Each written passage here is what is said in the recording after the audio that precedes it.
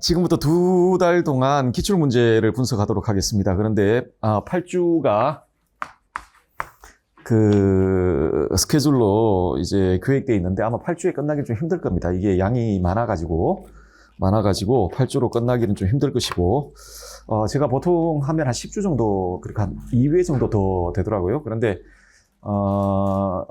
제가 목요일 강의하고 이제 기출은 금요일 날 하지 않습니까? 그죠? 그래서 보통 보면은 그 좀 보충 강의를 해가지고 8주에 끝내는데, 요건 좀 힘들어요. 저도 살아야 돼요. 3주를 할 수는 없어. 자, 그래서 만약에 그 8주에 끝나지 않으면 좀 달아서 계속 한 2주 정도 더 이런 식으로 좀 하도록 하겠습니다. 자, 기출 문제를 이제 분석을 할 텐데, 제가 원래 요 강의를 어느 시점에서 좀 배치를 할까 예전에 고민을 좀 했거든요.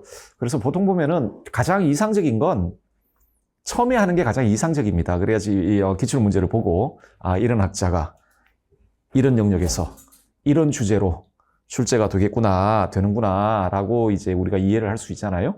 그런데 그렇게 하지 않는 이유는 뭐냐면, 이론 공부가 일정 정도 되어 있지 않으면 기출 문제를 봐도 무슨 말하는지 모릅니다.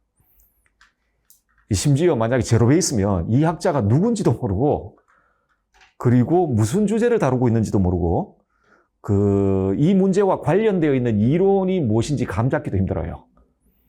그렇지 않습니까? 여러분, 뭐 중학생이 고등학교 수능 문제 보면 뭘 알겠습니까? 그 기출 문제, 뭐 알 수도 있겠다. 똑똑한 중학생은 알 수도 있겠지만, 그래도 뭐 일반적으로 그렇지 않습니까? 그래서 일정 정도 강의 그 기본 이론에 대한 어느 정도 그 베이스가 된 상태에서 기출 문제를 보는 게 좀 낫겠다라고 생각을 해서 보통 요때 좀 기출 문제 강의를 잡습니다.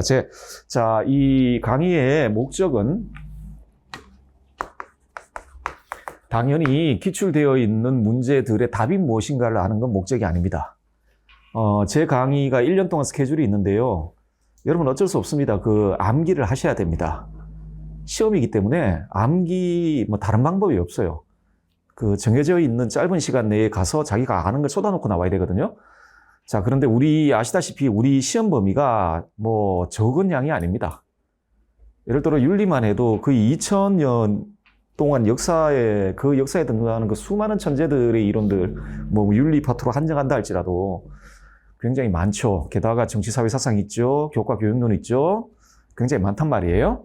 자, 그래서 이게 암기하는 게 만만치가 않습니다. 암기의 그 분량이 만만치가 않은데, 그래서 암기는 결국은 반복입니다. 반복. 그래서 제 1년 스케줄은 4번 정도 이론을 전체적으로 반복하도록 좀 구성되어 있습니다. 이론에서 1번, 그 다음에 기출 문제 2달 과정에서 또 1번 전체적으로 이론을 총정리하고요. 다음에 뭐 문제풀이라든지 모의고사를 통해 또 한 번씩. 그러면 4번 정도 반복을 하면 그래도 어느 정도 4번을 반복했는데 암기가 안 된다. 이건 진짜 힘들다. 이제 그거는 나머지의 반복은 여러분들이 하시는 거고, 적어도 제 강의 스케줄은 4번 정도 반복하는 걸로 되어 있습니다. 그래서 기출문제의 그 주 목적은, 이 기출문제 분석의 주 목적은 이론을 전체적으로 한번 보는 겁니다. 그런데, 이거는 뭐 제가 거의 확신을 가지고 있는 게 지금까지 우리 한 10년, 이렇게 서술용으로 바뀐 다음에 거의 10년 정도 이제 문제가 쌓여 있습니다. 문제가 쌓여 있거든요. 그거를 문제 그 자체와 그리고 문제와 관련되어 있는 이론들, 그리고 그 이론과 연계되어 있는 이론들을 만약 기출 분석을 하는 과정에서 여러분들이 숙지를 잘 하시면, 만약에 그 밑에 이제 살짝 그 이론에 대한 베이스가 있어야 되겠죠? 만약에 그걸 잘 숙지하시면 제 개인적인 생각에는 그냥 기출 문제만 해도 됩니다. 시험 대비가 돼요. 물론 그 문제에 직접적으로 관련되어 있는 이론, 다음에 그 이론과 직간접적으로 연관되어 있는 관련 이론, 연계되어 있는 이론을 기출 문제 분석을 하시면서 다 정리하시고 숙지를 하신다라는 조건 하에서, 사실상 뭐 아무 말도 하지 않은 이야기지만 조건 하에서 만약 그렇다라면 기출 문제만 분석하셔도 100점은 나오진 않을 거지만 상당할 정도의 점수가 나올 겁니다. 그리고 거기 플러스 해가지고 기출 문제에 보면 제시문이 있죠. 제시문에 원문이 있습니다. 원문이 제시되어 있는데 그 원문들마저도 좀 자세히 분석을 하시면 하시면은 상당히 도움이 됩니다. 왜냐하면 여러분들 우리 분량이 많다고 했지 않습니까? 그리고 거기에 들어가 있는 사람들이 사실상 정말 천재적인 학자들입니다. 그래서 가장 중요한 수험서는 원서입니다. 원서를 읽는 게 가장 좋아요. 가장 이상적입니다. 그것만큼 좋은 수험서는 없습니다. 2차 텍스트는 가공이 되어 있기 때문에 뭐 그것도 중요하겠지만 가장 좋은 건 그 원서인데 원서를 다 읽을 수는 없어요. 하지만 이론과 관련되어 있는 주제라든지 개념 관련되어 있는 대표적인 원문들이 있고 그 대표적인 원문들이 기출문제 제시문으로 반복적으로 사용이 됩니다. 하기 때문에 여러분들 그 기출문제 전체를 잘 분석을 하시면은 시험 대비를 하는데 굉장히 도움이 될 것이다. 해야 할 새로운 게 없어요. 지금 매년 문제를 보게 되면은 기출 변형된 문제들이 꽤 많이 출제가 됩니다. 꽤 많이 출제가 되기 때문에 이론을 전체적으로 총정리를 하시면서 관련 이론들을 체크를 하시고 그리고 연계되어 있는 이론들을 체크를 하시면서 그 기출 문제를 좀 자세히 보시면은 아마도 진짜 좀 과하게 이야기해서 기출 문제만 잘 분석해도 시험 대비가 됩니다. 되기 때문에 그래서 뭐 어떤 애들 예전에 뭐 수능에서 점수를 꽤 잘 받은 애가 뭐 자기는 기관에 나와 있던 기출 문제를 17번 봤다 그러더라고요. 네, 수능도 아마 그런 모양이에요. 굉장히 저도 중학교 때 지금은 그런 시험이 있는지 모르겠는데 중학교에서 고등학교 갈 때 연합고사라는 게 있었습니다. 연합고사. 다 보는 거 똑같은 수능과 똑같아요. 그 지역에 있는 친구들이 그 시험을 다 봐가지고 이제 그 트라인 끊어가지고 이제 고등학교로 가는 거거든요. 고등학교로 가는 건데 그때 최고의 수험서가 뭐냐면 기출문제집이었습니다. 기출문제집이었는데 그 기출문제집 타이틀이 어떻게 되어 있냐면 이런 식으로 되어 있습니다. 제가 봤을 때는 17년간인가 뭐 그랬을 것 같아요. 그러니까 17년 동안 그 연합고사 문제들을 이렇게 모아놓고, 그 다음 해는 또 18년간이겠죠. 그 다음에는 뭐 19년간 이런 식으로 되어 있었습니다. 그거 달달 외우면 그냥 연합고사 다 통과합니다. 물론 똑같은 문제가 안 나온다 할지라도 대부분 그냥 거기에 나와 있는 문제들 변형해서 나와요. 하기 때문에 그냥 그것만 달달 외워도 연합고사, 뭐 서울 지역 같은 경우는 연합고사 점수가 그 커트라인이 지역마다 다 달라요. 왜냐하면 고등학교 숫자가 다르잖아요. 서울은 고등학교 숫자가 많잖아요. 근데 대구는 지금은 이제 광역시가 돼가지고 넓어서 고등학교 숫자도 많은데 제가 고등학교 들어갈 때는 대구가 그렇게 넓지가 않았습니다. 고향이 대구인데 고등학교 숫자도 굉장히 작았어요. 그래가지고 커트라인이 서울하고 한 10점 이상 차이 나요. 그럼 떨어지면 재수해야 됩니다. 고등학교 못 가고 커트라인 안 되면은 아예 학교를 못 가요. 고등학교 그래가지고 아마 여러분 상상도 못할 텐데 고등학교 재수반이 있어요. 재수 학원이 있었어 그때. 중학교에서 이거 연합고사 떨어져가지고 고등학교 못 간 애들. 그래서 학교를 가면은 동기들 중에 재수생들이 좀 있었어요. 고등학교를 못 간 애들.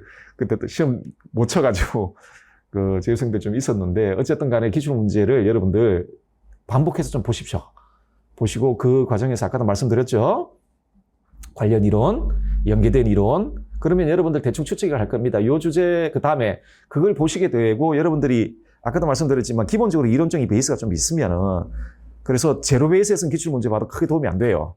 좀 있으면은 이게 가능합니다, 이게.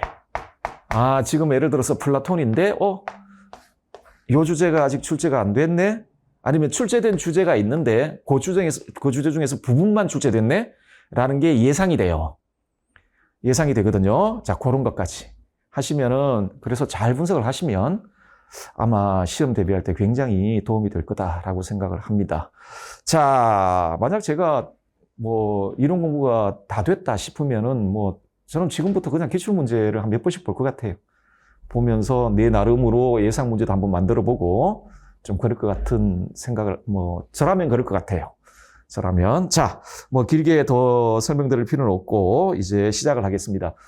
제가 이론 강의하는 순서대로 할 생각입니다. 그러니까 서양 윤리를 하고, 그 다음에 정치 사회 사상 파트를 하고, 그 다음에 여러분 응용 윤리하고 통일 교육론은 제가 인강으로 찍어 놓은 게 있거든요. 그걸 안 그러면은 이 강의가 너무 늘어져요. 제가 해보니까 예전에 그걸 다 하니까 한 12주 나와요.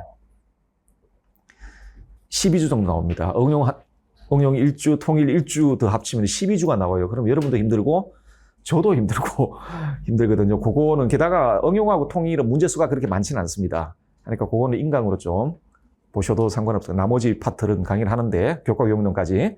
자, 각각 한 뭐 2주에서 3주 각 파트마다 그런 식으로 좀 진행을 하도록 하고요. 요 보충 자료가 있는데요. 이 책 있죠. 저는 기본적으로 교재를 한 2년 정도에 한 번씩 좀 변경을 합니다. 매년 할 이유가 없어가지고 하는데 이것도 올해 출판된 게 아니라 작년에 출판된 겁니다. 하기 때문에 작년 문제가 없어요. 이 안에 작년 문제가 없어서 그 작년 문제들은 요 보충 자료로 좀 드리고, 그리고 예전에 여러분들 객관식 시험 있죠. 객관식 시험이 있는데 지금 서술형 시험은 제가 다 할 겁니다. 서술형 시험은 다 한 문제도 빠뜨리지 않고 다 할 거고, 그런데 객관식 시험 문제는요, 제가 봐서 이렇게 서술형 문제하고 좀 중복된 문제들 있잖아요. 그거는 빼도록 하겠습니다. 빼고, 요 문제는 꼭 봐야 되겠다 싶은 문제를 선택해서 그런 식으로 좀 하는 걸로 가도록 하겠습니다. 이게 올해가 아마 마지막일 겁니다. 내년부터는 객관식 시험 문제는 풀지 않을 거예요. 이제 서술형 시험 문제도 상당히 많이 쌓여 있습니다. 제가 기출문제 제일 처음 할 때는 서술형 1년차 그랬단 말이에요. 하게 되면 기출문제를 할 게 없어요. 그러니까 좀 이따가 시작을 했는데, 자, 아마 내전 정도 되면 이제 객관식 시험 문제는 아마 보지 않아도 되지 않을까 그런 생각을 하고 있습니다. 자, 올해까지는 이전 객관식 문제도 좀 의미 있는 문제들은, 그러니까 서술형 시험에 출제가 안 됐다. 아직까지 출제가 안 되었는데 이거 출제될 거라고 생각되는 주제들을 다루고 있는 객관식 시험 문제는 보도록 하겠습니다. 보도록 하고요. 서술형 시험 문제는 전부 다 보는 걸로 그런 식으로 강의를 좀 진행을 하도록 하겠습니다. 예. 아리스토텔레스가 아니라 플라톤부터 보도록 합시다. 소크라테스가 없죠? 요거 하나만 좀 말씀을 드릴게요. 우리 왜 학자가 단독으로 출제되는 경우도 있고, 아니면 보면 막 2명 묶어서 출제되든지 3명 묶어서 출제되는 경우가 있잖아요. 그럴 경우에는 나이가 제일 어린 사람 파트에다 집어넣도록 하겠습니다. 예를 들어서 소크라테스하고 플라톤하고 묶였으면 플라톤 파트에서 다루도록 그런 식으로, 공자님하고 주자가 묶여 있으면 주자 파트에서 이렇게 그렇게 원칙적으로 좀 하도록. 그래서 소크라테스가 없는데 소크라테스가 문제가 출제가 안 된 건 아닙니다. 안 된 건 아닌데 아마 아리스토텔레스 할 때 이럴 때 아마 보시게 될 겁니다. 자, 먼저 플라톤을 보도록 합시다. 요거는 2009년 문제인데 요거는 객관식 시험 기때입니다. 자, 다음은 서양 윤리 사상가의 어떤 개념에 대한 설명입니다. 괄호 안에 해당하는 것을 동굴의 비율을 나타낸 그림에서 모두 고른 것은 이라고 되어 있습니다. 예를 들어 아름다운 꽃, 아름다운 그림, 아름다운 조각은 여러 면에서 다르지만 그래도 저마다 아름답죠. 그런데 이것들은 저마다 아름다운 사물일지는 모르지만 어느 것도 아름다움 자체는 아닙니다. 그는 아름다운 자체는 따로 있으며 아름다움 자체를 미의 뭐라 부르죠? 이데아라 부릅니다. 지금 제 신문을 보시면 플라톤의 이데아론을 설명하고 있는데, 제 신문을 보시면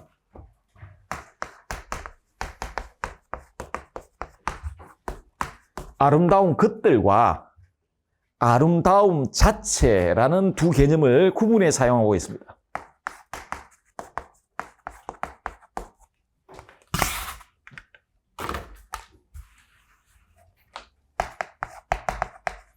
이걸 구분하고, 아름다운 것들은 우리가 경험할 수 있는 많은 아름다운 것들 있잖아요.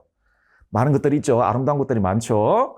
자, 근데 지금 글을 보시면은 이것도 실제하는 거고 이것도 실제한다라고 이야기를 하고 있거든요. 자, 요 아름다움 자체라고 이야기하죠.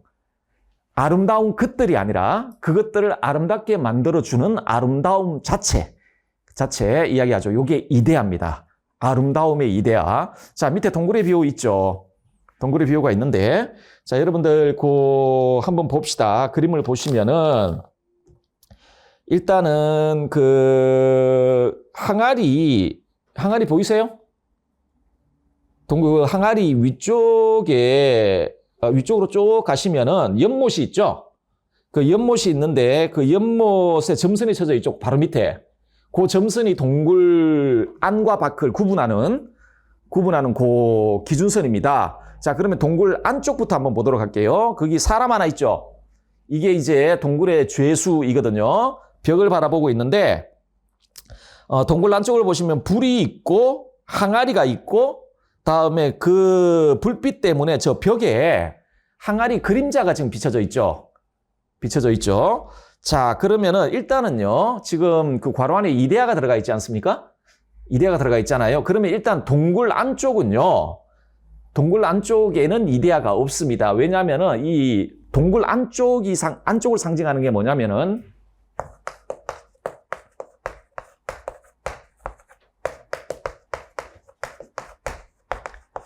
감각에 의해 알려지는 것들이에요, 다. 감각에 의해 알려지는 것들이거든요. 자, 감각을 통해 파악되는 것들은 이데아가 아닙니다. 이데아가 아니거든요. 하기 때문에 동굴 안쪽은 전부 이데아가 아니에요. 자, 그러면 아까 그 기준선으로 위로 보시면은 연못이 있고, 연못 그림자가 있죠. 그 나무 그림자가 있고, 나무가 있고, 태양이 있지 않습니까? 자, 그런데 여러분 그 연못이 어디에 딱 붙어 있습니까? 안과 밖 경계에 이렇게 딱 붙어 있죠. 여기 이제 나무가 있고 이 태양이 있는데 요거는 선의 이데아를 상징하는 거고 요거는 이데아입니다. 근데 여기 보면 그림자가 이렇게 있단 말이에요. 그림자가 있는데 그림자는 이데아가 아닙니다. 그림자는 이데아가 아니라 이거는 우리가 추론을 통해 이끌어낸 것들이에요. 그러니까 그 존재론적으로 보면은 이건 수학적인 것들이에요. 자, 그래서 여러분들 그 관련 이론을 한번 보실까요? 보시면 이데아의 세계에 존재하는, 자, 이데아가 뭐냐? 이데아의 세계, 그러니까 우리가 감각 경험 가능한 세계들 있잖아요. 이 세계가 아니고 감각 경험이 불가능한 세계입니다. 이데아 세계는. 그 세계에 존재하는 객관적이고 비물질적이고 절대적이고 영원불변하고 보편적인 참된 실제. 자, 현상세계의 모든 존재자들의 존재 근원이요. 그것들의 영원하고 불변하는 본질이며 현상세계의 존재자들의 원형이고 본이다. 무슨 말이냐? 자, 아름다운 것들이 있죠? 여러 아름다운 것들이 있지 않습니까? 요 여러 아름다운 것들이 아름다운 이유는 아름다움의 이데아 때문에 그런 겁니다. 그래서 얘가 여기에 플라톤의 표현에 의하면 아름다운 것들이 아름다운 이유는 아름다움의 이데아가 여기에 참여하기 때문에 이런 식으로 표현을 씁니다. 거기에 참여해서 그것들의 본질, 그러니까 아름다움을 이루어내는 거죠. 자, 오직 지성에 의해서만 인식되는 참된 인식이 됐으면 무슨 말인지 아시겠죠? 감각 경험 대상이 안 됩니다. 우리가 가지고 있는 감각을 통해서는 지각이 안 돼요. 뭐에 의해서만? 순수한 지성의 작용에 의해서만 직관되는 게 이 이데아고요. 자, 정치가가 통치를 할 때 따라야 될 모범. 자, 여러분들 뭐 아마 정치사상 같은 걸 하시면은 철인치자사상을 아실 겁니다.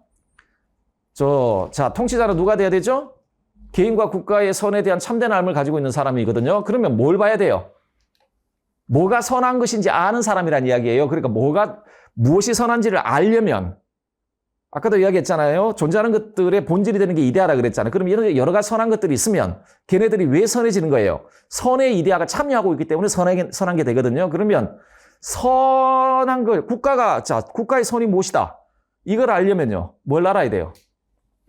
이거 선의 이데아를 알아야 됩니다. 하기 때문에 이데아는 정치가가 통치를 할 때 따라야 될 모범이요. 보편적이고 절대적인 가치 규범의 근원이 되는 게 이데아다. 밑에 동굴의 비유 내용은 읽어보시기 바랍니다. 원문입니다. 그리고 뒤에 가보시면 상징 해석이 있는데, 자, 한번 볼까요? 자, 밑에 그 동굴에 먼저 그 횃불 있죠? 이 횃불에 대한 이야기가 국가편에서는 자세하게 안 나와요. 이게 정확히 뭔지에 대해서. 이거 그냥 어떤 식으로 나오냐면 이데아의 세계의 태양을 모방했다 이런 식으로만 나옵니다. 나오고, 자, 그 밑에 항아리가 있잖아요.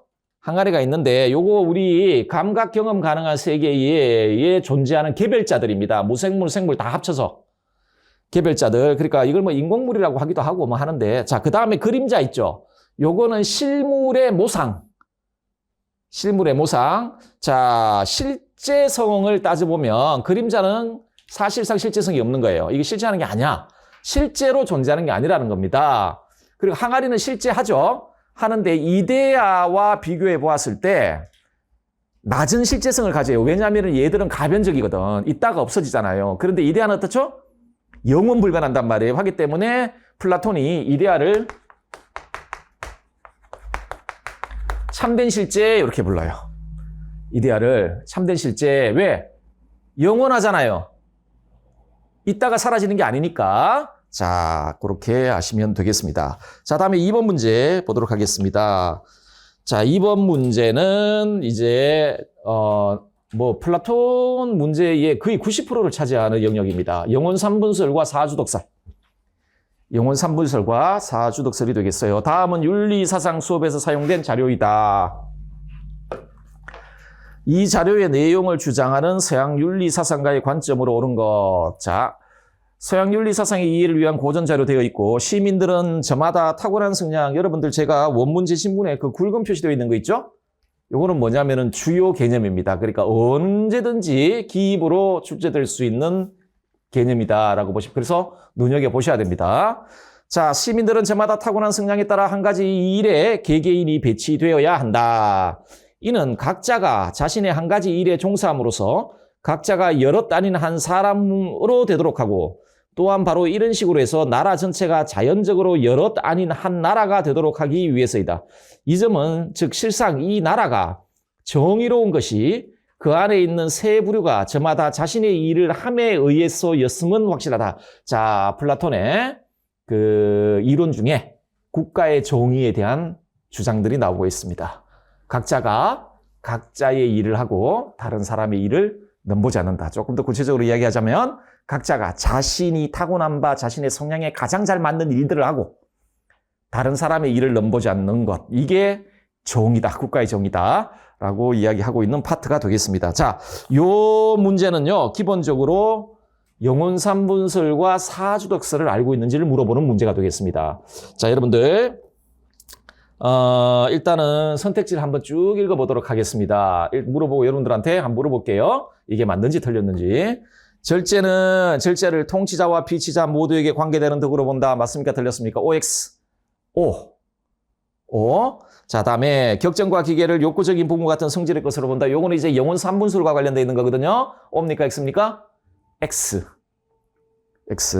감정과 욕구를 제거한 이성적 삶을 정의로운 것으로 본다. 자, 사주덕 중에 정의에 대한 이야기거든요. 특히나 인간의 영혼과 관련된 정의예요. O입니까? X입니까? X. 다음에 모든 시민은 덕의 함량을 통해 철인치자가 될 수 있냐. 자, 요거는 이제 정치사상과 관련되어 있는 건데 소위 그 철인치자 사상. 자, O입니까? X입니까? X. 정의는 그 자체로 수것으로 오나 그 결과가 좋은 것으로 본다. O입니까? X입니까? 예, 요거 정의의 성격과 관련된 이야기인데 이거 X. 자, 지금부터 왜 O고 왜 X인지에 대해 이론을 한번 보도록 하겠습니다. 먼저 영혼 3분설을 보도록 하겠습니다. 영혼은 세 가지 부분으로 구성되어 있다. 여러분의 영혼이든 김병찬의 영혼이든 이건 보편적인 겁니다. 모든 인간의 영혼은 세 부분으로 구성되어 있다.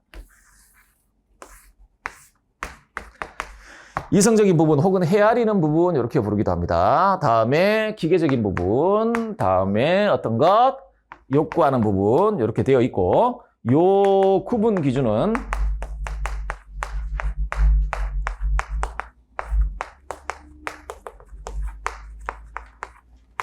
이거의 구분 구조입니다. 자, 우리 영혼이 어떤 일을 하는가, 그러니까 어떤 기능을 가지고, 기능이 있는 곳은 일이 있으니까 기능은 무슨 일을 하는 거잖아요. 그죠? 어떤 역할을 하는가, 일을 하는가에 따른 구분입니다. 이쪽은 헤아리는 역할을 일을 하고 이쪽은 기계적인 부분은 나름의 자신의 일이 있어요. 욕구하는 분도 나름의 자신의 일이 있단 말이에요. 자, 그래서 먼저 헤아리는 부분 볼까요? 논리적이고 추론적인 지식뿐만 아니라 영원불변하는 실제인 이데아에 대한 알을 직관하는 영혼의 최고의 부분. 참된 진리를 파악하는 부분입니다. 이 부분이. 그렇죠? 다르게 이야기하면 이데아를 아는 부분이에요. 물론 수학적이고 논리적인 지식들을 이끌어내는 부분이기도 하고요.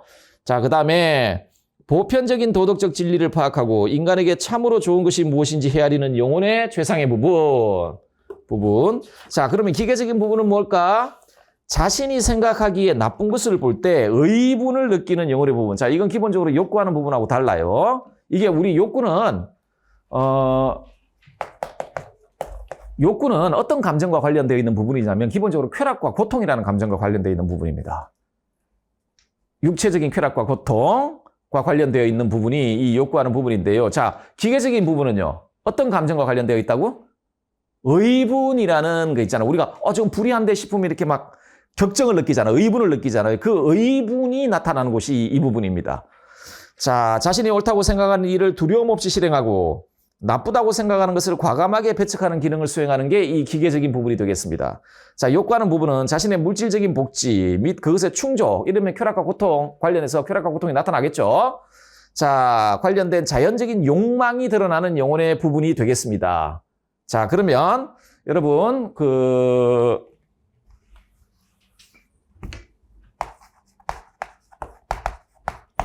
자,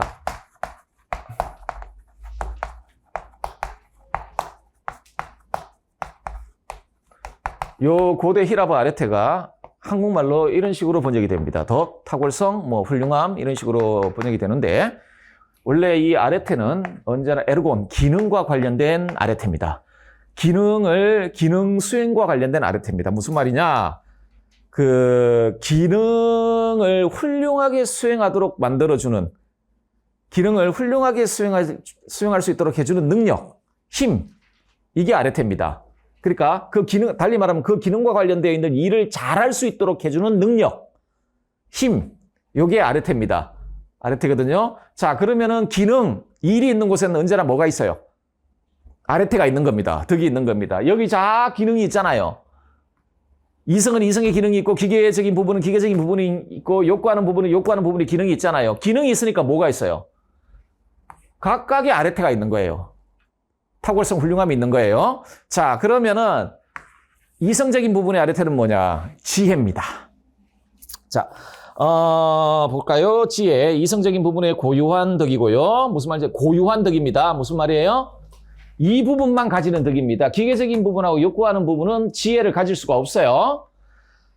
보편적인 도덕적 진리를 파악하고 인간에게 참으로 좋은 것이 무엇인지 헤아려 올바른 판단을 내릴 수 있도록 하는 영혼의 힘, 능력. 그러니까 헤아리는 부분에 나름의 고유한 기능이 있잖아요. 그 기능을 잘 할 수 있도록 해주는 힘이라는 겁니다. 자, 영혼의 다른 부분인 기계적인 부분과 욕구하는 부분뿐만 아니라 영혼 전체를 위해 참으로 좋은 것이 무엇인지를 헤아리는 영혼의 힘. 자, 그 다음에 요거 있죠. 요 기계적인 부분 있잖아요. 요 부분도 나름의 일 기능이 있잖아요. 그 일 기능을 잘 할 수 있도록 해주는 요 부분의 고유한 덕이 용기입니다. 용기. 자, 한번 보도록 합시다. 기계적인 부분의 고유한 덕이고요. 자, 국가편을 보시면 이 용구에 대한 그 규정적인 정의가 나오는데 그게 두 번째 줄이에요. 두려워할 것과 두려워하지 않을 것들에 관한 바르고 준법적인 소신의 지속적인 보존과 그 능력 이렇게 되어 있죠. 자, 그러면 여러분들 요 정의 있잖아. 이게 용기의 정의거든요. 자, 그런데 이 정의를 가만히 보시면은 두려워할 것과 두려워하지 않을 것에 대한 알을 가져야 될 거 아니에요. 그러면 두려워할 것과 두려워하지 않을 것에 대한 알을 가지는 부분은 기계적인 부분일까요? 다른 부분일까요? 기계적인 부분은 어쨌든 간에 의분을 느끼는 부분입니다. 저걸 보고 저거는 불의한데 이런 거 있잖아요.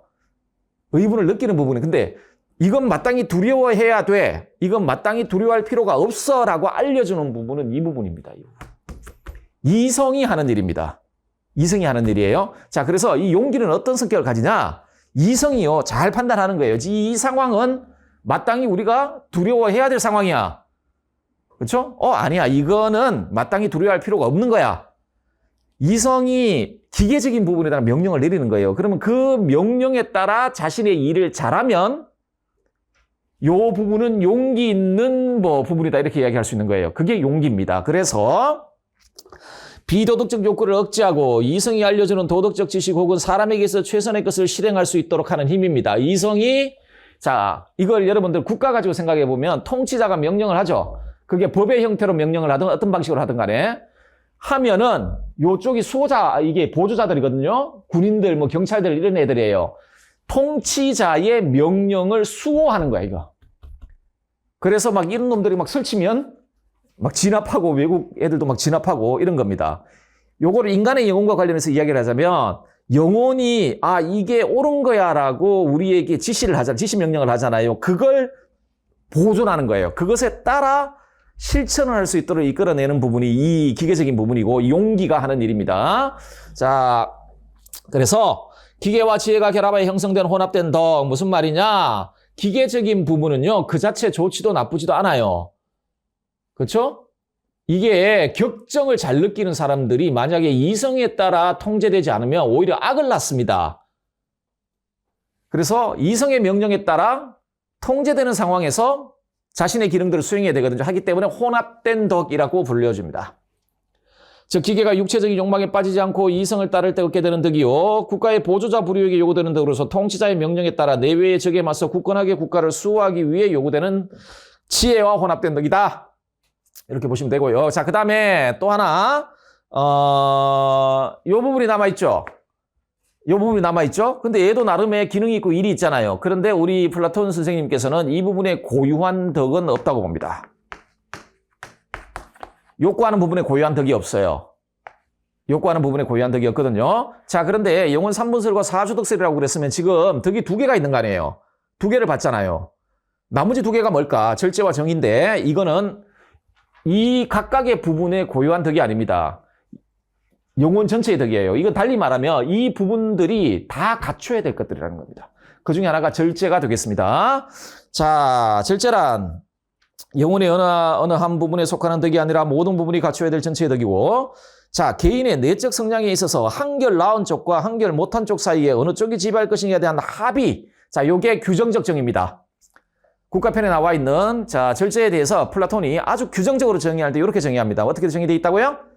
원래 여기 한 단어가 더 붙어 있습니다. 나라에 있어서나 개인에 있어서나 이렇게 되어 있는데 지금은 정치, 사회, 사상 파트가 아니니까 한 개인의 영혼에 대해서만 이야기를 하자면 개인에 있어서 한결 그 내적 성향에서 한결 나은 쪽과 한결 못한 쪽 사이에 어느 쪽이 지배할 것인지에 대한 합의 혹은 의견의 일치라 그랬죠. 자, 뭐 여러분의 견해는 필요 없고요. 플라톤은 요 세 부분 중에 성장상 보다 가장 나은 것 이겁니다. 이게 그 다음이거든요. 자, 그러면은 누가 지배를 해야 돼? 이 친구가 지배를 하고 나머지는요, 이 지배를 받아들이는 겁니다. 자, 합의라 그랬습니다. 이 말은 뭐냐면 막 얘가 막 무력으로 하는 게 아니라 자발적으로 이성의 명령을 수용하는 겁니다. 이성의 명령. 그러면 여러분 절제 있는 상태는 어떤 상태입니까? 결국 이성이 지배하고 있는 상태입니다. 여러분 이런 거 있잖아요. 뭐 간단하게 지금 뭐 이론 강의만큼 자세하게 말씀을 못 드리는데 여러분의 상태를 가지고 예를 들자면 이성이 지금 공부해라고 이게 너에게 참으로 좋은 거야. 현 시점에서 너에게 참으로 좋은 건 공부를 하는 것이야 라고 이야기를 해요. 그런데 이 친구는 놀고 싶거든. 이건 기본적으로 쾌락과 고통과 관련되어 있는 그 부분입니다. 공부는 고통스럽거든.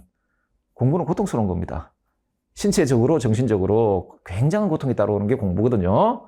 어떨 땐 여러분들 공부하다 보면은 머리가 아픈 게 아니고 몸이 아파가지고 그 공부를 좀 못하게 허리도 막 아프고 막 온몸이 아프고 그런 경우도 있잖아요. 여기는 이제 뭐 그 놀고 싶다라는 욕망 이게 막 일어나요. 이 친구가 하는 일이 뭐냐면은 여기에 명령을 받아요. 여기에 명령을 받아서 이 명령을 지키는 겁니다. 그러면은 만약에 여기에 명령과 여기에 욕망이 대립하면 이걸 제압하는 게 이 친구가 하는 거거든요. 자, 절제란 뭐냐면은 여기도 절제를 가져야 되고 여기도 여기 절제를 가져야 되는 겁니다. 이 두 부분은 절제가 어떤 식으로 작용을 하냐면 이성의 명령을 자발적으로 수용하는 겁니다. 욕구도 우리가 이제 여러분들도 욕구하잖아요. 아, 어떤 욕구도 이성에 따라 규제된 욕구가 돼야 돼요. 그래야만 올바른 욕구가 되거든요. 그렇잖아요. 그래서 이게 절제의 덕을 갖췄다라는 이야기는 욕구하는 부분이 절제의 덕을 가지고 있다는 이야기는 이성의 명령에 따라 규제된 욕구를 하는 거예요. 기계도 마찬가지고요. 자, 그러면은 이 영혼은 전체적으로 절제 있는 영혼이 되는 거죠. 전체적으로. 자, 그 다음에 또 읽어볼게요. 영혼의 기계적인 부분과 욕구하는 부분의 활동이 이성에 의해 파악된 최선의 삶에 대한 삶에 따라 통제, 조절되고 있는 상태. 요걸 만들어내는 힘.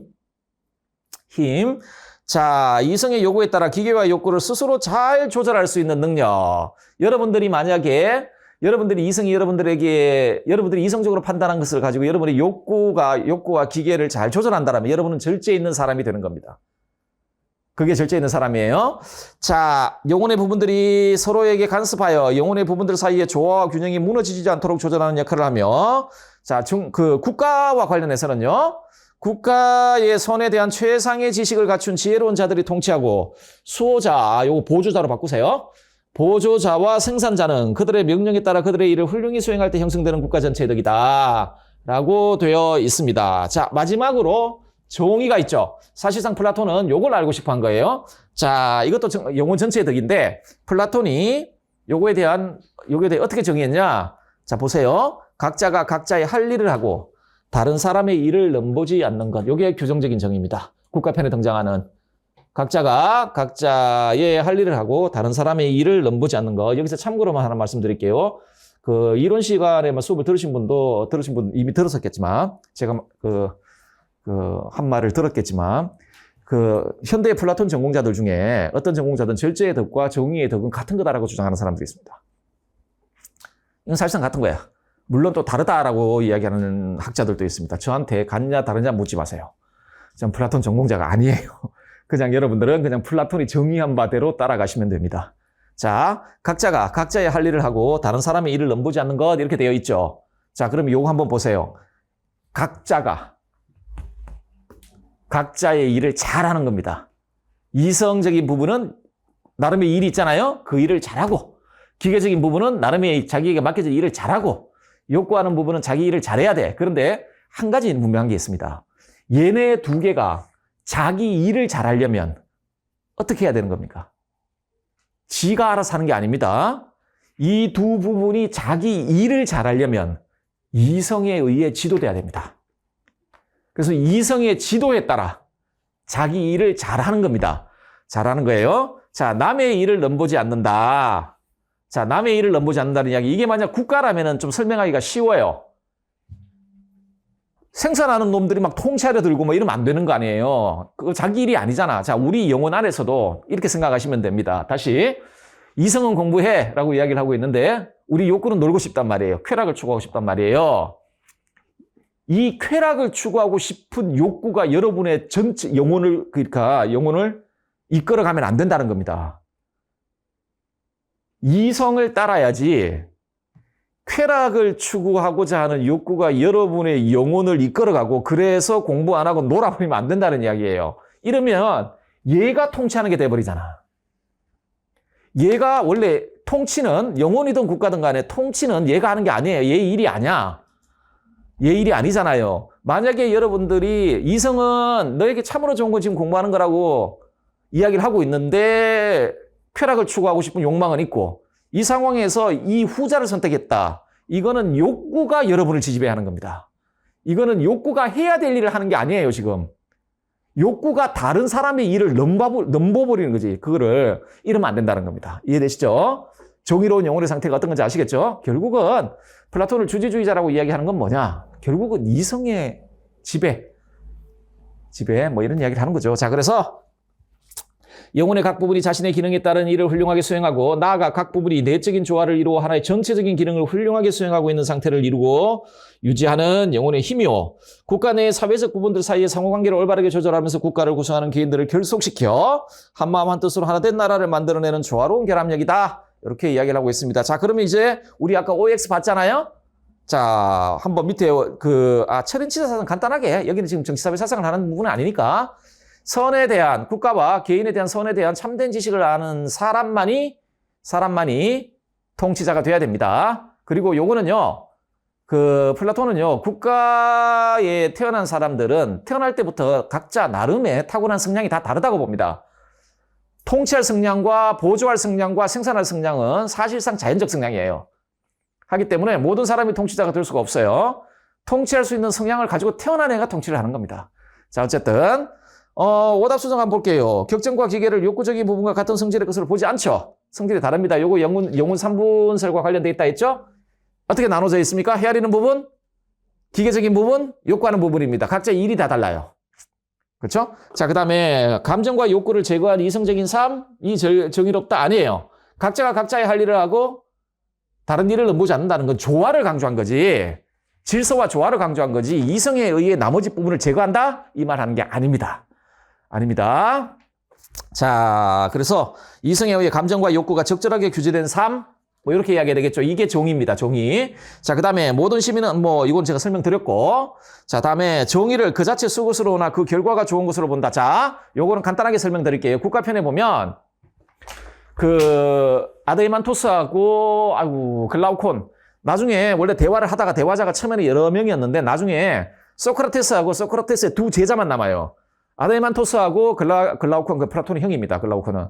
두 제자가 남는데 계속 소크라테스한테 질문을 하는 겁니다. 아니, 선생님. 인간에게 있어서 참으로 좋은 건 올바른 일을 하지 않고 들키지 않는 거 아닙니까? 이런 이야기를 하는 거예요. 그래서 거기에 기계수 반지가 나와요. 반지 딱 끼면 투명 인간 되는 거. 이게 농부인데, 양측인데, 이걸 발견한 거야. 그러니까 골룸인 거지. 골룸. 정말 욕망을 상징하지 않습니까? 그걸 딱 꼈는데, 그 투명 인간이 돼. 그러니까 왕궁에 가가지고 왕을 죽이고 왕비와 결혼합니다. 그러거든요. 그러면서 아드이만토스가 그렇게 이야기를 해. 아니, 이게 우리한테 좋은 거 아니냐. 나쁜 일을 하고 들키지 않는 게 좋은 거 아니냐. 근데 선생님 왜 자꾸 지금 좋은 일만 하라면 그러니까 올바름이 좋은 거야. 올바름이 좋은 거야. 이렇게 말씀하시는데, 그래서 물어요. 선생님이 그렇게 말씀하시는데, 자, 올바름이 좋다고 계속 말씀하시는데, 내가 봐서는 올바르지 않은 일을 하고 들키지 않는 게 좋은 것 같아. 그 기계수 반지 낀 놈, 그놈처럼, 골룸 그놈. 아, 골룸은 기계수 반지를 잃어버려가 골룸이 됐죠. 그렇죠. 욕망의 화신이 된 거 아닙니까? 이게 원래 서양에서 고대부터 내려오는 신화입니다. 이 욕망의 반지입니다. 욕망의 반지. 우리가 가지고 있는 아주 탐욕, 욕망의 반지. 그것만 보면 눈 땡그레져가지고 막 난리 나잖아요. 어쨌든, 그래서 물어요. 선생님, 정이란 그 자체로 좋기 때문에 우리가 실천을 해야 되는 겁니까? 아니면 그 결과 때문에 좋은 겁니까? 우리가 정의로운 행동을 했을 때 나타나는 그 결과 때문에 좋은 겁니까? 아니면 그 자체로도 좋고 그 결과 때문에도 좋은 겁니까? 자, 소크라테스의 대답은 후자, 가장 마지막. 그 자체로도 좋고 그 결과 때문에도 좋다. 자, 그 정도만 알아두십시오. 자, 그 다음 문제 한번 보실까요? 3번 문제. 자, 가나는 서양 고대 윤리 사상가들의 주장입니다. 작성 방법에 따라 서술해 보십시다. 훌륭함은 이거 아레테입니다. 아레테를 아까 말씀드렸죠. 덕이라 번역하기도 하고 탁월성이라 번역하기도 하고 훌륭함이다 번역하기도 하고 그렇게 번역합니다. 자, 훌륭함은 선천적으로 있게 된 것도 아니요 저절로 있게 된 것도 아니다. 그것은 가르쳐질 수도 있으며 마음 쓰므로 해서 했겠는데, 자, 여러분 덕은 아레테는 가르칠 수 있다고 이야기하고 있죠.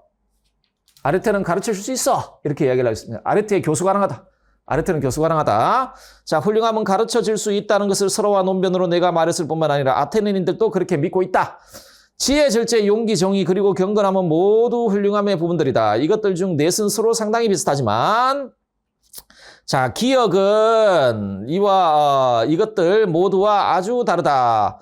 자, 라고 되어 있습니다. 일단 제가 출처를 먼저 말씀드릴게요. 요거는 플라톤의 대화편, 프로타고라스 편에 나와 있는 구절입니다.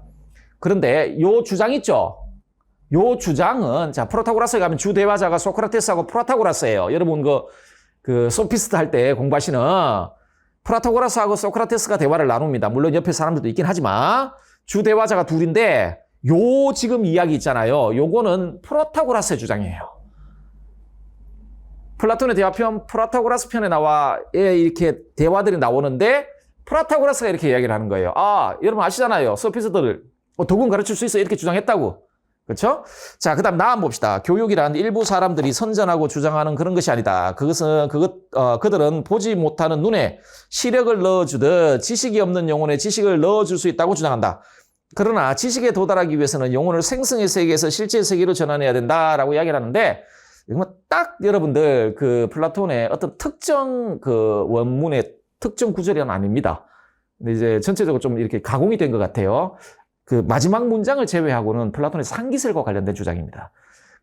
특정 어떤 사람들은 왜 눈에 시력을 넣어주든 지식 없는 영혼에 지식을 넣어줄 수 있다고 주장하는데, 이건 소피스트들이 주장하는 거예요.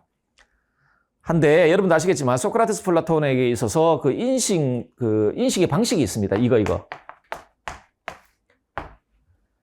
진리 인식은 상기다 이야기를 하잖아요. 요 이야기 할 때 나온 이야기예요. 교육은 상기의 과정이다. 우리 안에 이미 보편적 진리에 대한 알미 내재해 있고요. 그걸 이제 상기하는 거다. 그런데 저놈의 소피스트들은 우리 안에 그런 거 없고, 그래서 지식을 얻는 과정이란 외부에서 내부로 넣어주는 과정이다. 이런 이야기를 하고 있는 거거든요. 자, 두 번째 볼게요. 기계의 덕인 뭐? 자, 기계적인 부분의 덕이 뭐예요? 용기죠. 그렇죠? 기억은 용기인 겁니다. 자, 용기는 니은에 대해 올바른 의견을 보존하는 것이다. 이미 알고 있습니다, 여러분. 뭐? 규정적 정의가 있다 그랬으면 있다고 했죠. 두려워할 것과 두려워하지 않을 것. 두려워할 것과 두려워하지 않을 것. 자, 이는 옷의 광채가 아무리 세탁해도 없어지지 않은 것과 같다라고 되어 있습니다. 자, 여러분들 작성 방법 보시면 관원의 기억에 해당하는 용어는 용기. 자, 니은에 해당하는 내용은 자, 용기의 덕을 정의하라는 거였습니다. 그렇죠? 두려워할 것과 두려워하지 않을 것 이렇게 쓰시면 됩니다. 자, 아마 이거 2020년에 이 문제 있잖아요. 이 문제에 대해서 설왕설래가 좀 있었거든요. 그건 두 번째 작성 방법 때문에 그렇습니다. 한번 보시면 나의 윤리적 입장에서 라고 되어 있죠. 뭐 사실상 이거 소크라테스 그 출처 자체가 국가편이거든요. 그래서 플라톤이라고 할 수 있겠지만 뭐 소크라테스, 플라톤 이렇게 생각하시면 됩니다. 합쳐서 생각하시면 돼. 자, 그러면 소크라테스, 플라톤의 입장에서 가의 윤리적 입장에 논리적 모순을 드러내는 논변을 서술할 것이라고 되어 있습니다. 되어 있는데 적어도 그때 왜 설왕설래가 있었냐면 어떤 분들 사이에 설왕설래냐면 적어도 가에 나오는 주장 있잖아요. 이 주장이 프라타고라스의 주장이라는 걸 알아야 됩니다. 이게 누구 주장인지 모르고 뭐 훌륭하면 선천적으로 있게 된 것도 아니고 저절로 있게 보자 아리스토텔레스가 품성의 탁월성은 본성으로부터 뭐 아리스토텔레스인가? 잃어버리면 이미 끝난 거고요. 이게 프라타고라스라는 걸 아셔야 됩니다. 자, 그런데 그때 어떤 설왕설래? 한편에서는 지금 보세요. 나의 윤리적 입장에서 가의 윤리적 입장에 논리적 모순을 써라라고 되어 있죠. 그래서 이걸 어떻게 해석했냐? 이 문제를 이게 프라타고라스잖아요. 소피스트 아닙니까? 그러면 윤리적 입장이 뭐예요? 보통 소피스트의 윤리적 입장을 뭐라 부르죠? 윤리적 상대주의 이렇게 부르지 않습니까?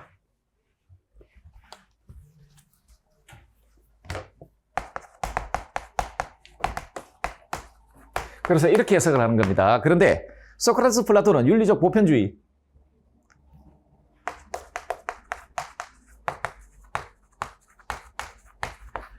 우리 교과서도 왜 소크라테스하고 소피스트하고 묶어가지고 보편주의, 상대주의 이렇게 묶여있지 않습니까? 그래서 이런 그 문제를 출제자의 의도를 이렇게 보고 이렇게 봐가지고 이거 윤리적 상대주의에 대한 비판, 윤리적 상대주의의 비판. 그러면은 여러분들 윤리적 상대주의의 문제점들 중에 자기 모순 같은 것들이 있단 말이에요.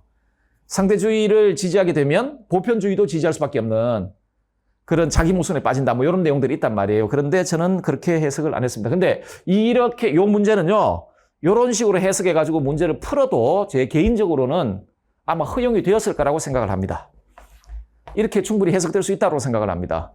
왜냐하면 나의 윤리적 입장이면 나를 주장한 사람이면 소크라테스, 플라톤이면 윤리적 보편주의 이렇게 이야기할 수 있을 테니까. 그리고 가는 프라타고라스니까 소피스트 아니에요? 윤리적 상대주의. 나의 윤리적 입장이라고 했으니까 상대주의 이렇게 이야기할 수 있을 것 같다. 자, 그래서 이런 방식으로 문제를 해결해도 될 거라고 생각을 합니다. 가능하다. 근데 저는 조금 다르게 봐야 되겠다라고 생각을 했습니다. 왜? 나의 윤리적 입장, 소크라테스, 플라톤의 입장에서 가의 윤리적 입장이라고 되어 있는데 이러면 어떻게 되냐? 가에 나와 있는 윤리적 입장이 돼야 돼요.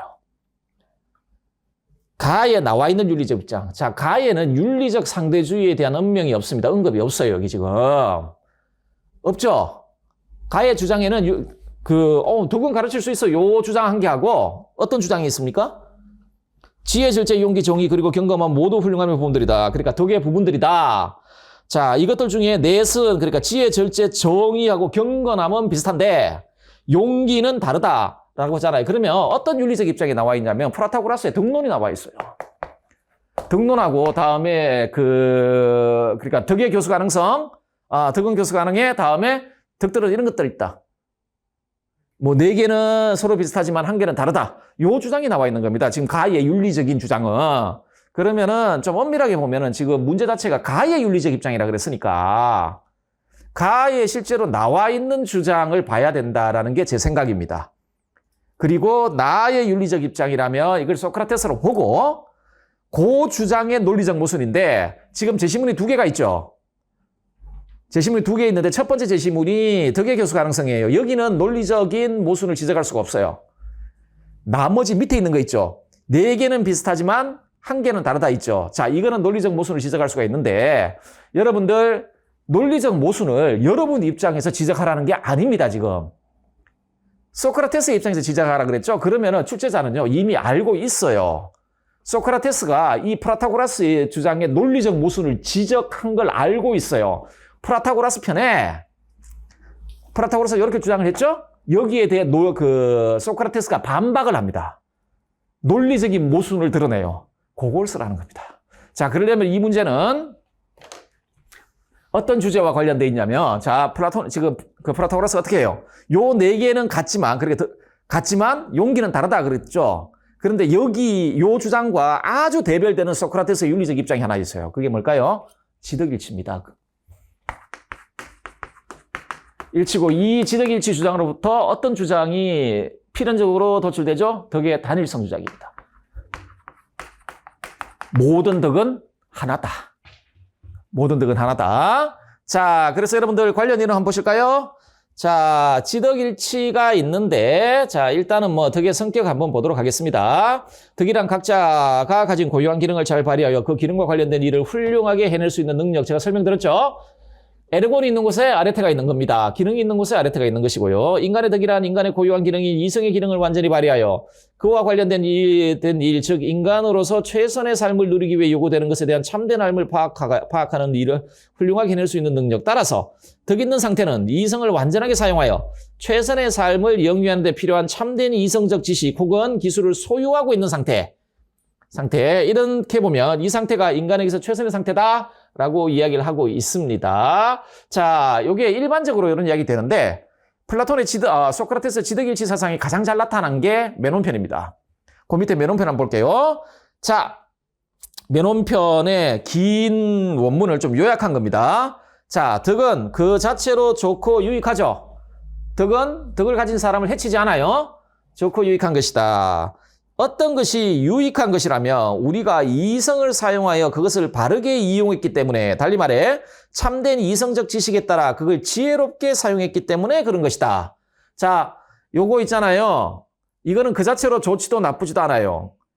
그런데 어떤 사람은 이걸 흉기로도 사용할 수 있습니다. 뭐 이거 어떻게 사용할지 모르겠지만, 하지만 김병찬 같은 사람은 또 여러분들 강의할 때 아주 잘 이용을 하죠. 자, 우리가 알고 있는 이런 모든 것들 있잖아요. 이건 그 자체로 좋지도 나쁘지도 않은 거예요. 근데 이게 우리의 삶에 좋은 것이 되는 이유는 우리가 이걸 바르게 이용했기 때문에, 잘 이용했기 때문에, 뭐에 근거해서? 참으로 좋은 삶에 대한 참된 이성적 지식에 근거해서 이걸 잘 이용했기 때문에 이게 우리에게 좋은 것이 되는 거예요. 만약에 그 반대라면 이건 우리를 해쳐요. 이건 우리 삶에 나쁜 것이 되거든요. 자, 봅시다. 지혜롭게 사용했기 때문에, 자, 정신적인 것에 속하는 모든 것도 마찬가지다. 덕은 정신적인 것이 참된 이성적 지식에 혹은 지혜에 따라 바르게 이용된 것, 이렇게 이야기합니다. 자, 예를 들어서 인내, 이게 정신적인 것이거든요. 어떤 사람은 뭐 인내력이 높은 사람, 인내력, 정신적인 거죠. 그런데 예를 든 겁니다. 이것 자체는 좋지도 나쁘지도 않아. 사기꾼도 인내력이 뛰어나요. 자신이 가지고 있는 그 정신적인 능력을 활용해가지고 나쁜 일을 하잖아요. 그렇지 않습니까? 그렇잖아요. 자신이 가지고 있는, 아니면 뭐, 우리 몸과 관련해서 우리 몸과 관련 체력이 있잖아요. 어떤 사람 저 체력을 이용해가지고 열심히 공부하고 뭐 열심히 학문 통과하든지 아니면 뭘 해가지고 인류를 위해 좋은 성과를 내는데, 어떤 사람은 저 체력을 이용해가지고 남을 때리고 폭행하고 그런 일을 하잖아요. 자, 이런 것들은 그 자체 좋지도 나쁘지도 않은 거야. 자, 그런데 마찬가지 똑같은 논리입니다. 이게 참으로 우리에게 좋은 것이 되려면 참된 이성적 지식에 따라 이게 잘 이용돼야 됩니다. 그러면 인내와 관련되어 있으니까 이게 용기인 거예요. 이겨낼 수 있는 거지. 덕이란 이런 거야. 정신적인 것에 속하는 것들이 참된 지식에 따라 잘 이용되는 거잖아요. 그러면 여러분 어때요? 모든 개별적 덕의 본질은 지식이 되는 거예요. 지식이 되는 거예요. 자, 그러나 그래서 이런 점에서 모든 개별적 덕은 지식이 정신적인 것들을 주도함으로써 형성되는 것이다. 그러므로 지식은 덕의 그야말로 필요 충분 조건이 되어버립니다. 필수 조건이며 그런 안에서 덕은 지식의 일종이다. 달리 말해서 지식은 모든 개별적 덕의 본질이다. 본질이다. 그래서 프라타고라스 편에 보면 소크라테스가 이런 비유를 듭니다. 이게 황금 마스크거든요. 여기 뭐 눈썹도 있고 눈이 있고 코 있고 입이 있잖아요. 그러면은 요거 다 개별적인 덕이야. 눈은 눈이고 입은 입이잖아요. 그래 용기는 용기고 절제는 절제지. 자, 그런데 이 바탕이 뭐죠? 이게 금이란 말이에요. 황금. 결국은 황금에 속한 거야. 각각 다르죠. 용기, 절제, 관우 이런 건 다 다른 거긴 한데 하지만 어때요? 그 바탕은 뭐? 황금이라는 거예요. 황금. 그 황금이 이 상황에서 드러나면 용기고 이 상황에서 드러나면 절제고 이 상황에서 드러나면 뭐 관우고 뭐 이런 거예요. 그렇죠? 결국은 무슨 말? 모든 개별적 덕의 본질은 지식이고 지식에 속한다. 지식에 속한다. 자, 그래서 이 주장으로부터 소크라테스가 그 유명한 주장을 합니다. 덕은 하나다. 덕은 하나다. 자, 소크라테스가 덕은 하나다라고 할 때 이제 그 말의 의미를 아실 거라고 생각하는데요. 소크라테스는 모든 덕은 하나다라고 주장한다. 그의 이 주장은 각각 독특한 성격을 지닌 개별적 덕들의 공통 본질이 뭐? 지식이다. 지식이다. 자, 그에 의하면 덕들은 다양한 문제 상황에서 서로 다른 것으로 나타나지만 그것들은 근본적으로 최선의 인간 삶의 영위와 관련된 참된 이성적 지식에 근거한다는 점에서 하나다. 즉, 모든 개별적 덕들은 지식의 개별적 표현에 불과한 것으로 본질적으로 지식이라는 동일한 영역에 속한다. 이런 의미를 가지고 있는 게 덕은 하나다라는 주장입니다. 그리고 그 관련 이론 있죠. 관련 이론이랍니다. 그 밑에 그 원문 있잖아요. 이 원문이 뭐냐면 프라타고라스가 아까 네 개는 같지만 용기는 완전히 다르다 주장했죠. 그거에 대한 반박입니다. 그 밑에 한번 읽어볼까요? 부끄러운 것들은 나쁜 것들로 부끄러운 것들과 나쁜 것들로 자신만만해하는 자들은 다름 아닌 알지 못함과 무지로 말미암아서인가요? 하니까 프라타고라스가 그건 그렇소 이렇게 이야기합니다. 자, 무슨 말이냐? 나쁜 짓을 하는 놈들 그리고 부끄러운 짓을 하는 놈들은 무지 때문에 그렇게 하는 거 아닙니까? 라고 하니까 그 프라타고라스가 그렇지 라고 이야기를 하는 거예요. 자, 비겁한 자인 것들로 드러나게 하는 것은 무서워할 것들에 대한 무지로 인해서 그런 거 아닙니까? 자, 뭐 아까 용기의 반대말은 비겁 이렇게 하다면 자, 뭐 우리 왜 용기에 대한 정의를 알잖아요. 두려울 것과 두려워하지 말아야 될 것에 대한 올바른 의견의 보존 뭐 이런 식으로 이야기를 했지 않습니까? 그 반대로 결국은 그러면 비겁한 놈들 어떤 놈들이냐? 그 알미 없는 놈들 아닙니까? 뭘 두려워해야 될지, 뭘 두려워하지 말아야 될지에 대한 참된 알미 없는 애들. 자, 하니까, 프라타고라스가 이렇게 쉽게 속아 넘어가나? 하니까, 물론이요. 이런 식으로 대답해버렸어. 자, 그렇다면 무서워할 것과 무서워하지 않을 것들에 대한 무지가 비겁함이겠네요? 비겁이 뭐다? 두려워할 것과 두려워하지 않을 것에 대한 무지. 그럼 용기는 뭐예요? 똑같이 정리하자면. 두려워할 것과 두려워하지 말아야 될 것에 대한 참된 알미 용기다. 그게 용기의 본질이다. 본질이다. 이런 이야기를 하고 있는 것이죠. 그리고 비겁에 반대되는 게 용기죠. 그렇소. 그러면 무서워할 것과 무서워하지 않을 것들에 대한 지혜가 용기고 이것들에 대한 무지가 비겁 아니냐. 뭐 이렇게 이야기를 했죠. 자, 이 이야기를 하는 이유가 뭐냐면 모든 덕의 본질이 다 이렇다는 겁니다. 자, 그래서 여러분들 예시답 한번 보겠습니다. 기억은 용기고 니은은 두려워할 것과 두려워하지 않을 것입니다. 자, 프라타고라스 편에서 어떤 식으로 논박하는지 좀 길게 되어 있지만 그걸 축약하면 이렇게 됩니다. 지혜, 절제, 정의가 서로 상당히 비슷한 이유는 그것들의 공통 본질이 지식이기 때문이다. 자, 따라서 용기가 이것들과 아주 다르다면 그것들의 본질은 무지이기 때문이다. 무슨 말인지 아시겠습니까? 자, 지금 프라타고라스가 앞쪽에 네 개는요, 서로 비슷하다 그랬거든요. 그리고 지금 아까 원문 보니까 뭐 이런 이야기를 하잖아요. 그러면 얘네들이 서로 비슷한 이유는 얘네들의 공통 본질이 지식이기 때문에 그런 거야. 근데 지금 프라타고라스 선생이 용기는 이것들과 아주 다르다 그랬잖아요. 그러면은 용기가 무지라는 이야기예요, 지금. 아주 다르니까. 그런데 위에 우리 원문 보니까 지금 프라타고라스가 다 뭐에다 수긍했습니까? 비겁하면 무지요. 뭐 용기는 지식이다. 뭐 그런 식으로 수긍을 해버렸잖아. 그렇죠? 그렇다면 용기는 훌륭함의 부분일 수 없다. 자, 그런데 그 원문 위에 제시문 한번 보세요. 지혜, 절제, 용기, 정의, 그리고 경건함 모두 훌륭함의 부분들이다. 덕의 부분들이다. 이렇게 이야기했죠. 그런데 지금 당신처럼 그런 식으로 이야기해버리면 용기는 덕이 아닌데? 이런 이야기가 되는 거예요. 이건 모순 아니냐. 그렇다면 용기는 훌륭함의 부분일 수 없다. 즉 용기를 훌륭함의 부분이라 말하면서 그것을 지혜, 절제, 정의와 아주 다르다고 주장하는 건 모순이다.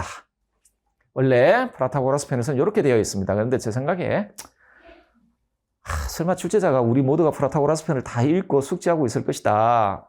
그렇게 너무 엄격하게 생각하지는 않았을 것 같기도 하고, 그래서 첫 번째 방식으로 그냥 윤리적 보편주의의 입장에서 윤리적 상대주의를 비판하는 그 윤리적 상대주의가 가지고 있는 내적 모순, 뭐 그런 식으로 써도 되지 않을까 싶은데, 근데 제 개인적으로는 아마 출제자의 의도는 그게 아니었던 것 같아요. 그게 아니라 그야말로 가의 주장, 그러니까 프라타고라스 편에 나와 있는 소크라테스의 반론을 알고 있는가 쓰라라고 해석이 됩니다. 제 개인적으로. 그런데 전자와 같은 방식으로도 뭐 가능하겠다. 자, 한 문제 맞아보고 우리 조금 시도로 갑시다. 자, 다음 각과 어른 서양 고대 윤리 사상가들입니다. 괄호 안에 들어갈 용어를 쓰고 밑줄 친 기역, 니은, 디귿의 올바른 관계에 관한 을의 주장을 서술하라 라고 되어 있습니다. 갑 보겠습니다. 여러분은 나를 법정에 고소했지만 여러분들의 시험 범위 안에 재판소 나가가지고 변론을 펼치는 학자는 단 한 명밖에 없습니다. 소크라테스밖에 없어요. 다른 사람은 법정에 끌려간 사람이 있긴 한데, 소피스토도 끌려갑니다. 근데 민사법정에 끌려가요. 재산 문제 때문에. 끌려간 게 아니라 민사법정 끌려가는 게 아니죠. 권리관계를 확정하기 위해서 가는 거니까. 어쨌든 간에 있긴 하지만, 거기 가가지고 스스로 자기를 변론한 사람은 여러분 시험 범위 안에 한 명밖에 없습니다. 소크라테스. 무조건 소크라테스예요, 이거. 자, 내가 한 일이란 여러분에게 육체나 재산을 우선하여 고려하지 말고 가능한 한 최선을 다하여 영혼의 상태에 주의를 기울이라고 설득하는 것이 정말 감동적인 주장이죠. 무엇이 옳은지를 아는 사람은 옳은 일을 행하고 그것을 모르는 사람은 그런 일을 행하지요. 그러므로 덕은 오직 하나만 존재하는데, 이미 이게 먼저 출제된 문제거든요. 앞에 게 2020년이죠. 그렇죠? 2018년 문제를 분석하면 2020년 문제는 쉽게 이야기할 수도 있겠는데, 어쨌든 간에 자, 덕은 뭡니까? 바로 하나, 지식이다. 혹은 지혜다라고 해도 됩니다. 왜냐하면 소크라테스는 에피스테메하고 소피아를 막 섞었어요. 이렇게 섞었으니까, 혼용해서 막 쓰니까.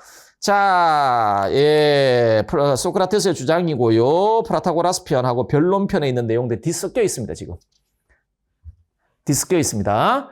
자, 그 다음에 앞쪽에 있는 건 변론이고요. 뒤에 있는 건 저겁니다. 아까 보셨던 프라타고라스 편에 나와 있는 주장이고요. 자, 다음에 을 보겠습니다. 이건 파이도로스 편에 나와 있는 건데, 그 유명한 마부의 비유입니다. 자, 인간의 영혼은 이성적인 부분, 기계적인 부분, 욕망하는 부분으로 나눠져 있습니다. 100% 플라톤이구나 생각할 수 있겠죠. 영혼 3분설 이야기를 하고 있고요. 자, 이런 인간의 상황을 두 마리 말을 모으는 마부로 비유할 수 있습니다. 한 마리는 선하기 때문에 채찍질을 할 필요 없이 몇 마디의 경고만으로 모을 수 있겠지만, 다른 한 마리는 금방지고 뻔뻔스러워 채찍질을 가해야 합니다. 마부는 이 두 말을 잘 다루어야 합니다. 라고 되어 있습니다. 마부의 비유인데요. 제가 그림을 잘 못 그리니까 전차를 타고 있습니다. 이렇게. 한 마리인데, 이 한 마리는 그래도 애가 좀 괜찮아. 그래서 말을 잘 들어요. 한 놈은 뻔뻔한 말이야. 잘 안 들어. 자, 요게 이성을 상징하고요. 요 좀 말 잘 듣는 말 있죠? 얘가 기계적인 부분을 상징하고요. 뻔뻔한 놈 있죠? 요 놈이 욕구하는 부분을 상징합니다. 그러면 아까 다시 발문을 보시면, 자, 괄호 안에 들어갈 용어는 이제 더 이상 설명드리지 않아도 되죠. 지금 덕의 단일성, 지덕일치에 대해 관련된 이야기를 하고 있고요. 자, 밑줄진 기역, 니은, 디귿의 올바른 관계라 그랬죠. 이성적인 부분, 기계적인 부분, 욕구하는 부분 있잖아요. 이에 관한 올바른 관계에 관한 을의 주장을 써라. 이게 사실상 정의의 덕을 쓰라는 겁니다. 요 세 부분의 올바른 관계. 자, 을에 의하면 이성적 부분이 기계적인 부분과 욕망적 부분을 인도하고 지시하며, 두 부분은 이성적 부분의 지도하에서 자신의 기능에 따른 일을 훌륭히 수행함으로써, 자, 그러면 이제 다른 일을 넘보지 않겠죠. 그렇게 되면 어떻게 돼요? 자, 세 부분이 조화를 이루어 인간의 전체적인 훌륭함을 실현하는 것, 이게 요 세 부분의 올바른 관계입니다. 이 문제는 사주덕 중에 이거 쓰라는 겁니다. 이거 정의의 덕의 성격을 알고 있는지 물어. 실제로 파이도로스 편에 요 마부 비유 있잖아요. 이 마부 비유 자체가 정의의 덕을 설명하기 위한 비유입니다. 자, 조금 쉬었다가 아리스토텔레스 봅시다.